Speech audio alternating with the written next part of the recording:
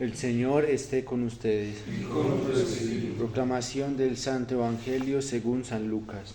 Gloria a ti, Señor.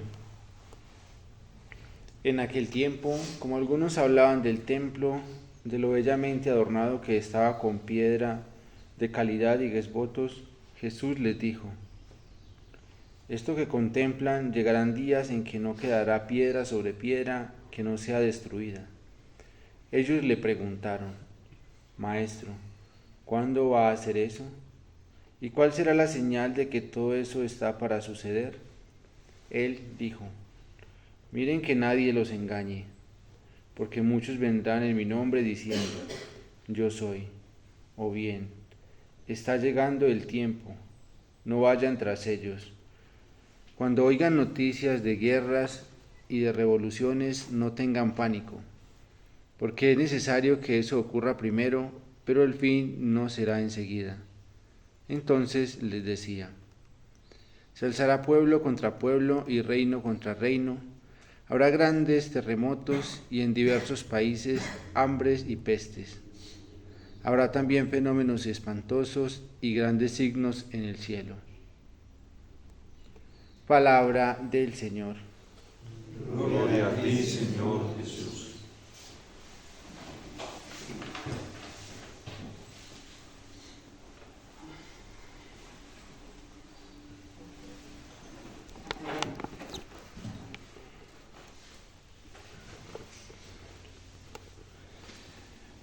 En la teología luterana solo hay posibilidad para la gracia, no para la justicia. Por lo tanto, en Lutero, la lectura que se hace de la relación con Dios solo es a partir de la gracia y de la misericordia, de la compasión, del amor, y por lo tanto cada uno en su vida cristiana, después del bautismo, puede vivir su vida como quiera tranquilamente, que ya está justificado. Por lo tanto, no hay problema si puede o no puede vivir los mandamientos. Por lo tanto, en este tipo de teología no hay ningún problema si se ajusta o no se ajusta a las exigencias de la moral. Lo que menos importa es la conducta. De hecho, Lutero, cuando se resiste a aceptar toda la orientación de la teología cristiana católica, pues siendo sacerdote, comienza a ir en contra de todo lo que él había prometido vivir como sacerdote, a vivir una vida inmoral.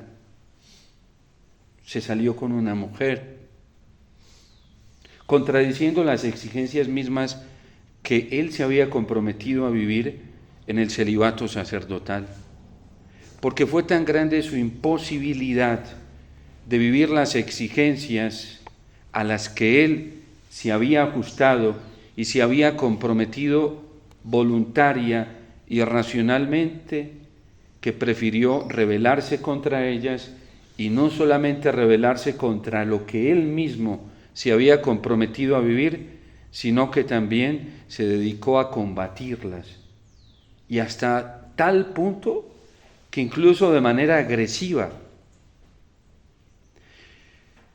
Esto es importante que nosotros lo conozcamos,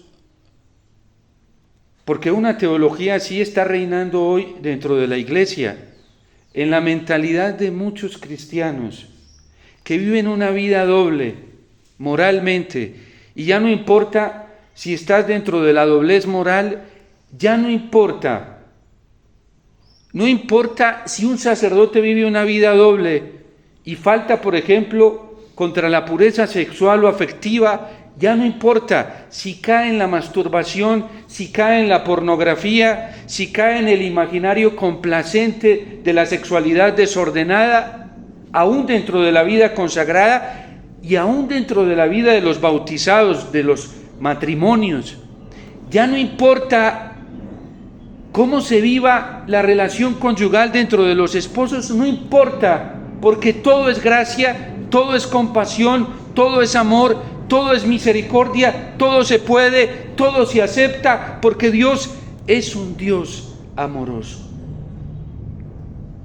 Ese es el presupuesto de la teología moral de Lutero. Y es importante, esto no es mío, lo trae el Papa Benedicto XVI en su libro póstumo, para advertirnos a nosotros los cristianos qué es lo verdaderamente cristiano. Y por eso estamos viviendo un tiempo fantástico. A mí me parece fabuloso lo que hoy está pasando, porque están saliendo a la luz las intenciones que estaban guardadas en muchos corazones, en su forma de predicar, en su forma de enseñar, en su forma de orientar la vida, en su forma de ver la vida cristiana. Eso es fabuloso, porque ya uno no anda dentro de la incertidumbre para saber hacia dónde se orienta, si a una iglesia pagana que se está prostituyendo o adulterando, o a la verdadera iglesia del cielo, que es la Jerusalén del cielo, la que sí vive también acogiendo la gracia, pero también dentro de la justicia. Porque hoy nos lo trae el Evangelio, nos lo trae el Salmo 95 y nos lo trae también el libro del Apocalipsis. Resulta que para esta teología luterana viene un gran problema en la Sagrada Escritura. Y es que hoy nos dice el libro del Apocalipsis que el que estaba sentado entre las nubes tiene una corona en su cabeza y tiene una hoz en la mano.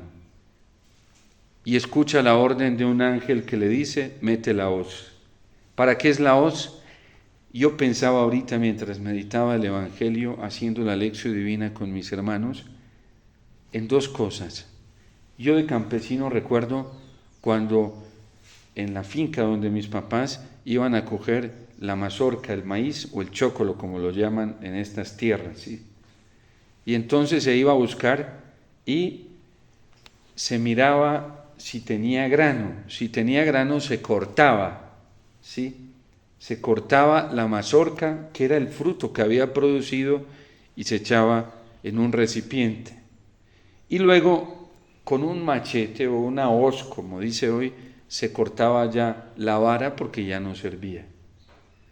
Y si ese palo no tenía mazorca, también se cortaba porque ya se le había acabado el tiempo, la oportunidad para dar fruto.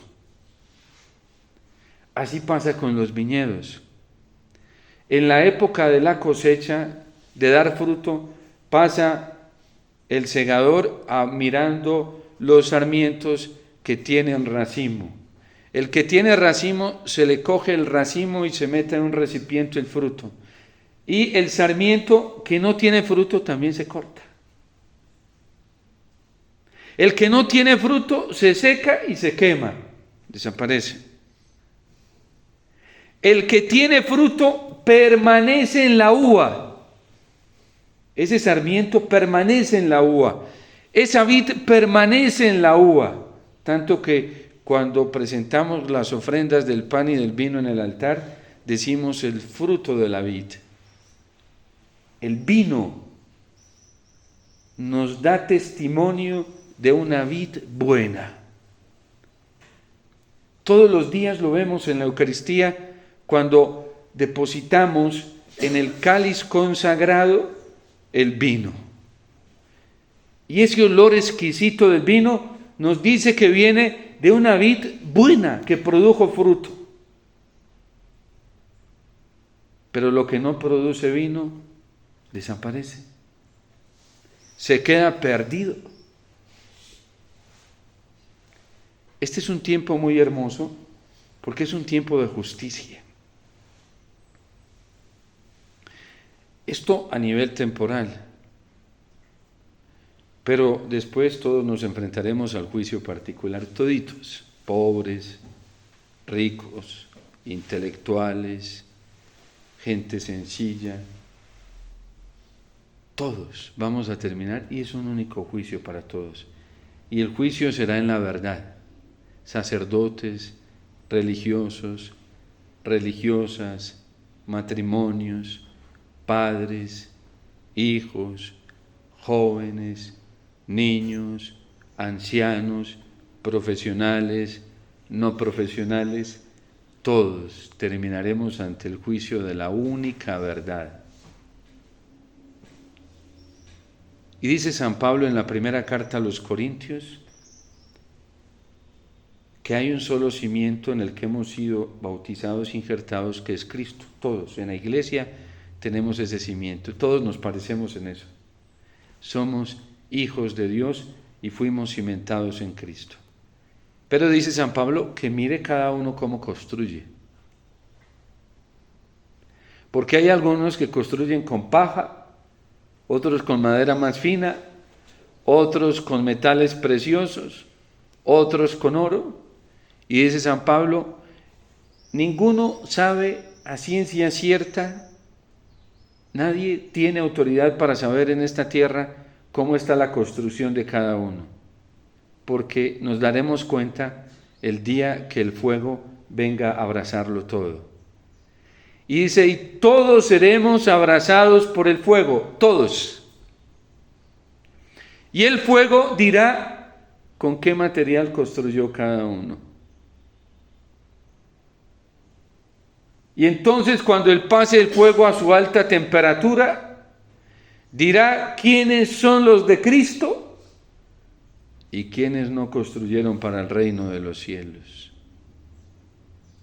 Quiénes se pasaron con las gracias bautismales de las que habla Lutero, parrandeándose la vida, haciendo y deshaciendo con su propia vida, diciendo es que Dios es bueno, Dios es misericordioso, por lo tanto yo no tengo que esforzarme por vivir santamente, por lo tanto ya no importan los mandamientos. Uno escucha eso, hasta en boca de obispos. Es que el amor hasta en boca de obispos lo escucha y de sacerdotes, es que el amor y la misericordia de Dios es tan grande que ya no hay espacio allí para los mandamientos, para la ley, no hay que vivir nada de eso. Es un amor libertino. Ama y haz lo que quieras. No importa si digo mentiras, no importa si soy deshonesto, no importa si voy a misa o no voy a misa, no importa la manera en cómo viva la Eucaristía, no importa. Dios no se fija en esas cosas. Dios no se fija si yo me parrandeo los sacramentos o no. Dios mira el amor que me tiene, eso es lo más importante, su misericordia. Dios no se fija en esas cosas. A Dios no le importa cómo rezo el rosario, si lo rezo o no lo rezo, eso no le importa. Dios no se detiene en esas cosas. Dios no se detiene si yo vivo la liturgia bien o la vivo mal, a Dios no le importa. Dios no se detiene en esas cosas.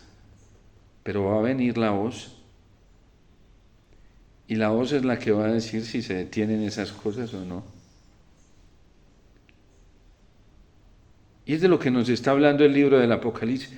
Menos mal, a ningún obispo, ningún sacerdote, a ningún predicador, a ningún vidente, a ningún profeta, Dios nos entregó la hoz. La hoz la tiene Él. Y vendrá el fuego. Y ahí nos daremos cuenta, cuando nos enfrentemos al juicio. Esto es maravilloso. Esto es estupendo. Porque en un momento como en el que estamos viviendo, saber que nos vamos a enfrentar al juicio de la verdad única, porque es una sola. No la verdad de estos 10, de estos 20, de estos 50 o de estas mayorías. No, gracias a Dios no va a ser así.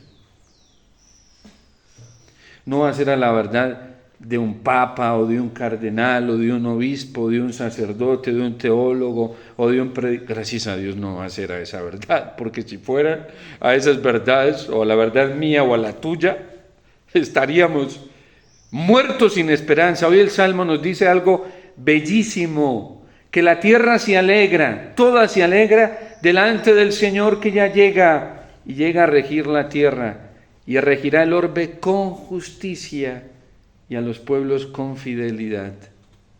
Y entonces aparecerán los 10 mandamientos. ¡Fa! Y nos dirá Dios, a ver, Omar, míralos, acá están.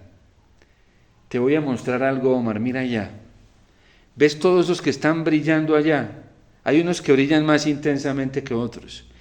Todos ellos vivieron a plenitud los mandamientos. Vivieron felices los mandamientos. Todos ellos, míralos allá cómo brillan. Y hubo unos más generosos que otros. Míralos. Mira allá esos que cuidaron su pureza sexual y afectiva, míralos.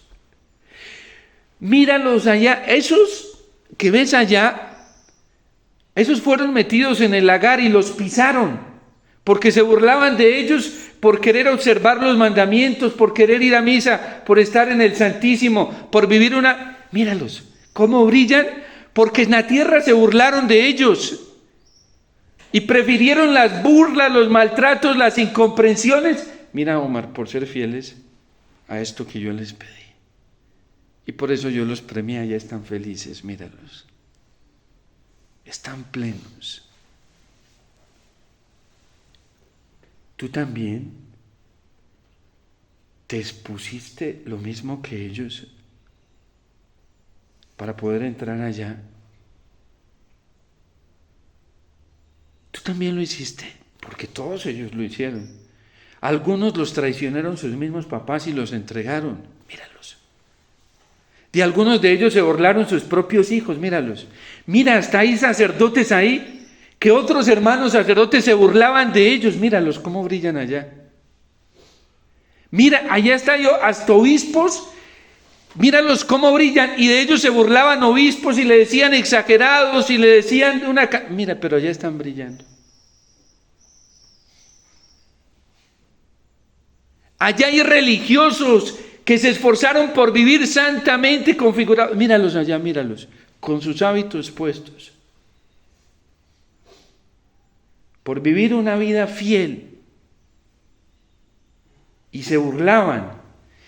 Mira cómo hay religiosos allá que sus mismos hermanos los traicionaban. Y decían que eran exagerados, pero yo los tengo acá. A esos exagerados están felices hoy. Y les he confiado el gobierno de toda la tierra. ¿Tú también te expusiste como sacerdote como ellos? Mira todo lo que hicieron, míralos. Todo lo que hicieron por vivir bien la Eucaristía, por llegar íntegros a la celebración eucarística, a la celebración de la liturgia.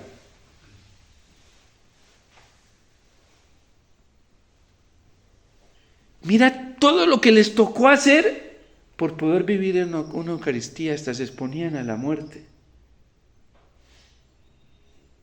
Y nosotros, ¿qué monedita hemos pagado para ser fieles al Señor? Porque la viuda del Evangelio dio todo lo que tenía por serle fiel al Señor.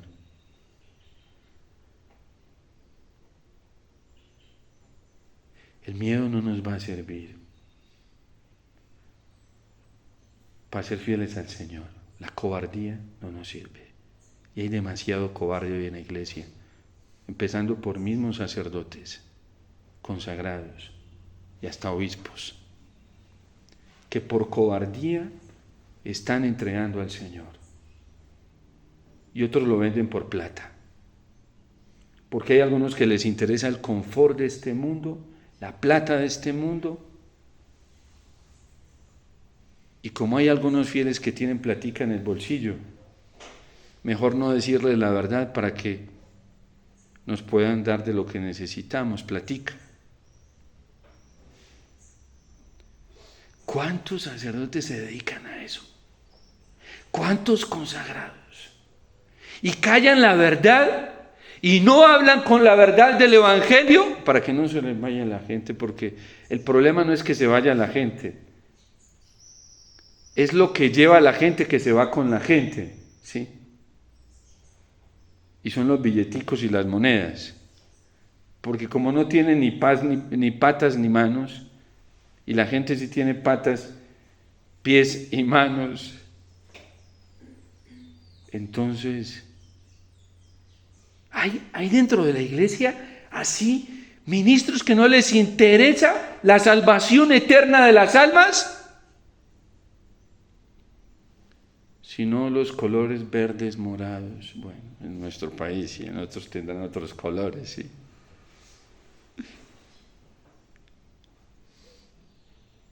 Y todo eso va a aparecer.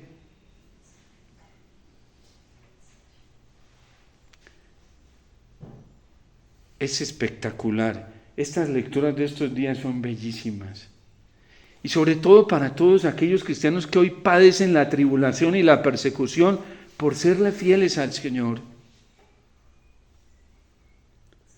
Yo le decía a Jesús esta semana, porque siempre me encuentro gente atribulada. ¿Y por qué? Porque quieren serle fieles al Señor. Aguantándose burlas, maltratos, desprecios. No crean que de gente de afuera de la iglesia. Yo le decía a Jesús, sufren mucho. Pero hoy veo este evangelio y digo, ay Señor, gracias, tú eres la respuesta para ellos. Su consuelo. Porque se están esforzando por ser fieles al Señor. No se están vendiendo. Miren cómo tantos católicos en Colombia se paganizaron, apostataron de la verdad moral en las elecciones presidenciales.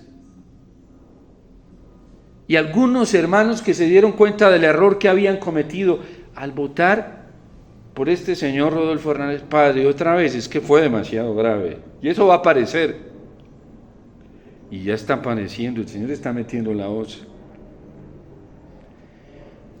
No les importó a católicos votar por el aborto, votar por el matrimonio igualitario, votar por la adopción a personas del mismo sexo, y por ahí un congresista llenándose la boca y hasta haciendo caras de dolor cuando él fue un promotor de todo eso.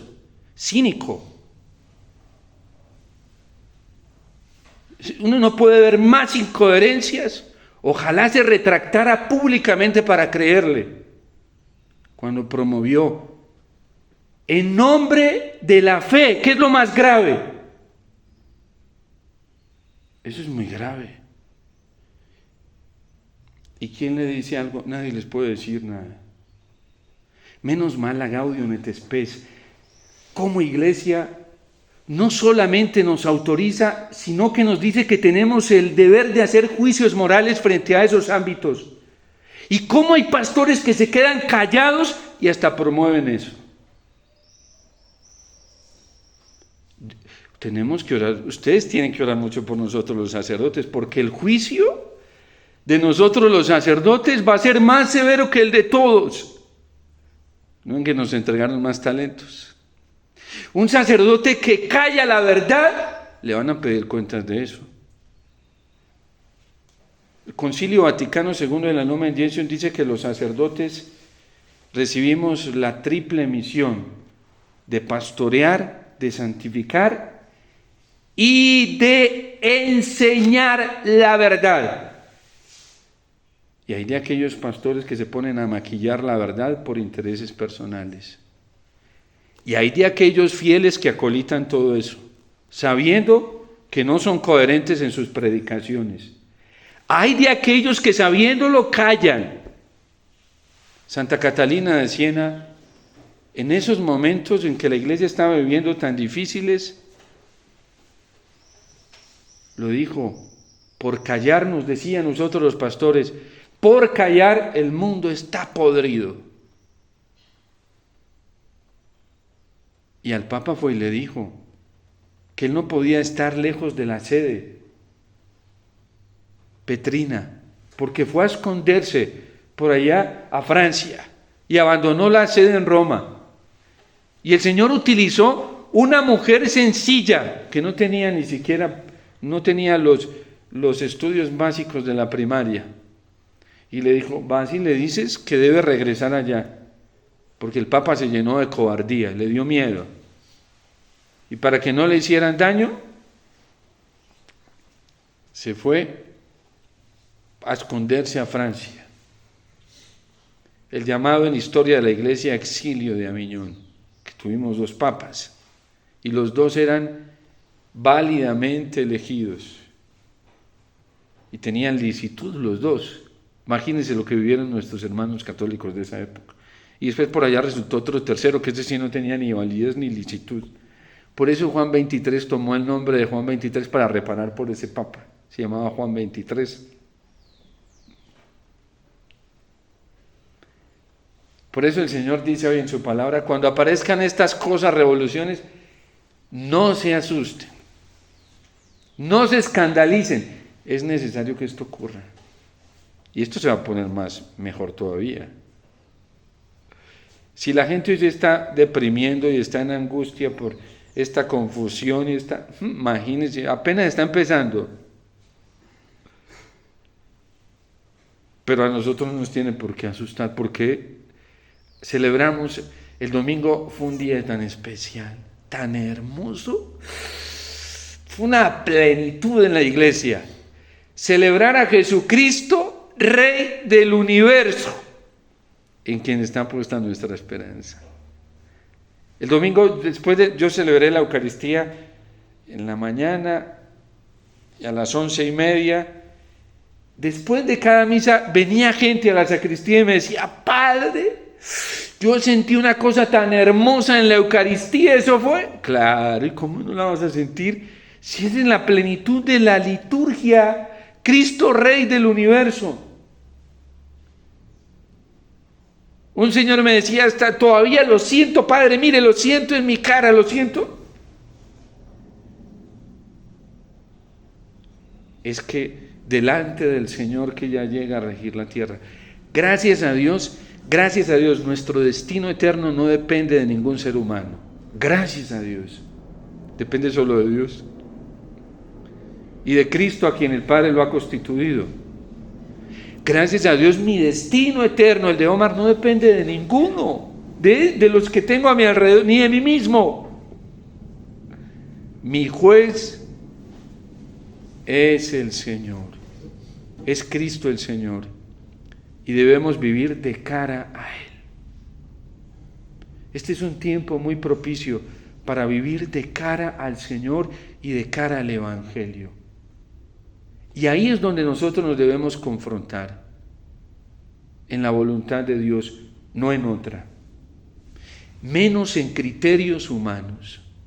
Que piensen, digan de nosotros, todo eso lo debemos llevar a los criterios de Cristo.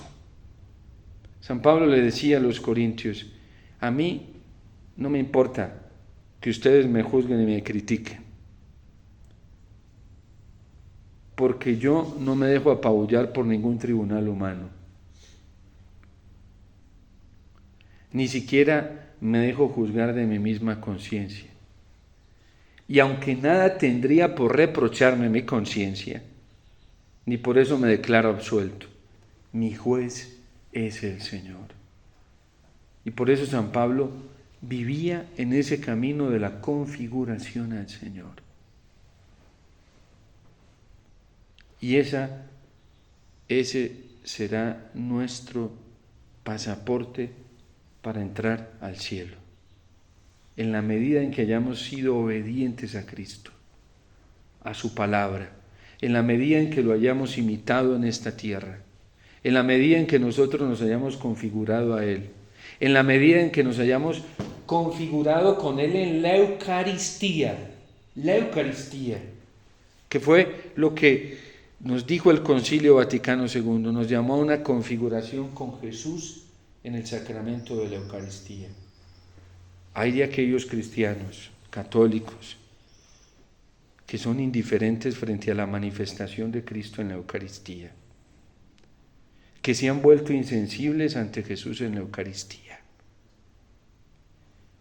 Porque hay cristianos que luchan, hacen penitencia, se esfuerzan por vivir una liturgia eucarística conscientes. Hay cristianos que hacen muchos esfuerzos por ir a buscar una Eucaristía bien celebrada, cuando hay otros que se acomodaron a vivir la prostitución de la liturgia eucarística en tantos sacerdotes que abusan de la liturgia y la celebran de cualquier manera. Porque hoy hay muchos ministros que han prostituido y adulterado la liturgia. ¿Y saben qué es lo más grave? Que muchas almas se acostumbraron a esto. Y los felicita.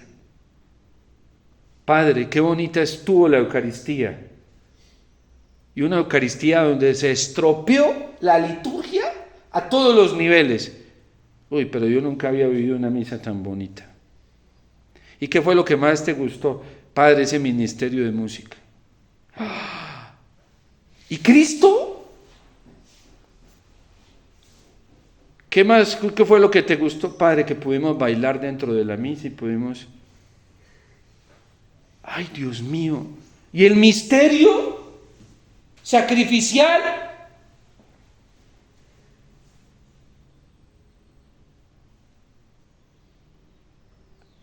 ¡Ay, Dios mío! ¿Y viste a Cristo?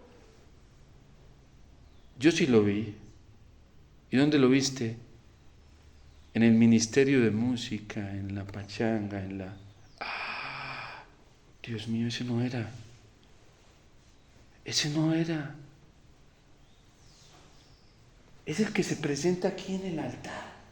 De hecho, los ministerios están en función, todos. Los ministerios que se dan dentro de la celebración litúrgica están en función de Cristo, que es el centro.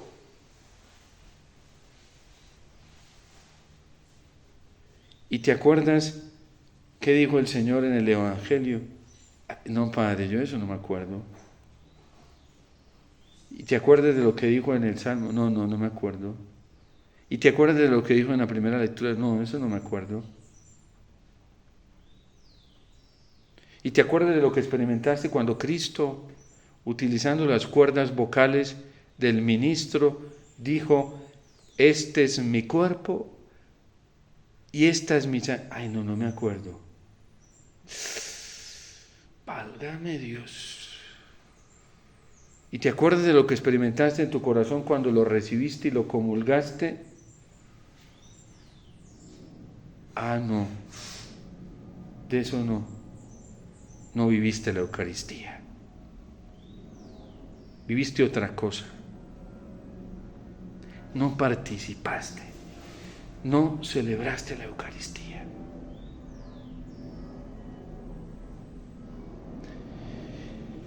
La Eucaristía se manifiesta también como un juicio para nosotros, un juicio presente. Y de acuerdo a cómo la estemos viviendo, ya sabemos cómo va a ser nuestro futuro el día que nos presentemos ante el Señor.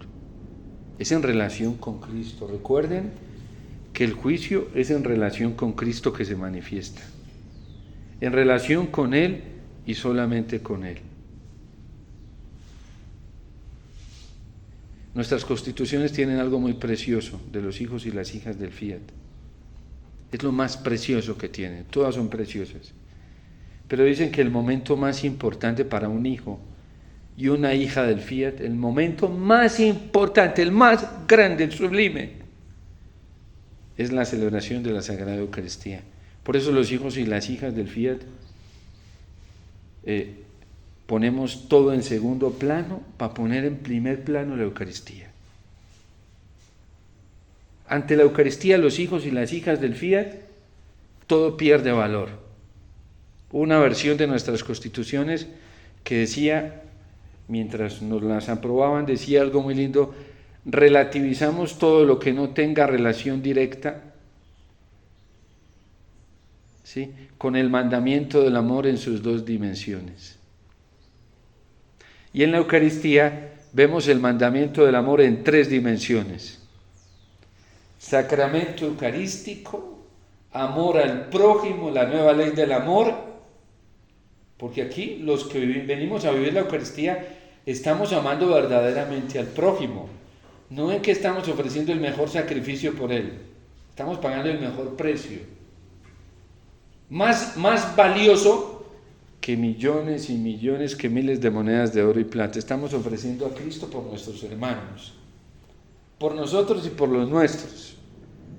¿Qué mejor regalo le puede dar uno a alguien que ofrecer a Cristo por sus pecados? Y Él sacramento del orden sacerdotal, del que participamos todos. Yo, porque soy ministro, y ustedes por el sacerdocio común, pero todos venimos aquí a vivir la plenitud del sacerdocio. La Eucaristía es un misterio, un regalo muy grande. Todo esto se nos va a presentar, porque el día del fuego se va a notar con qué construyó cada uno. Por eso el concilio, y no vamos a poder decirle, Señor, es que yo no sabía. Sí, en el concilio te dije que la Eucaristía era la fuente de la vida cristiana, y te dije también que era el culmen de la vida cristiana. Ay, pero a mí nadie me dijo que la... Sí, en el concilio te dije que la vivieras conscientemente y que participaras activamente. El Señor sí nos ha dicho mucho, que nos hagamos los de la oreja mocha, eso es otra cosa. Bueno, que el Señor, hoy que celebramos esta misa votiva al Espíritu Santo, que Él nos despierte cada día más frente al juicio amoroso del Señor que se manifiesta para transformar nuestra vida, para orientarla si la tenemos desorientada, ¿sí? Para hacernos tomar conciencia de lo que Él nos está ofreciendo hoy y sobre todo para alegrarnos de saber que la justicia es de Dios y que no depende de los señalamientos humanos ni de los juicios humanos, sino del Señor. Dios te salve María, llena eres de gracia, el Señor es contigo. Bendita tú eres entre todas las mujeres y bendito es el fruto de tu vientre, Jesús. Santa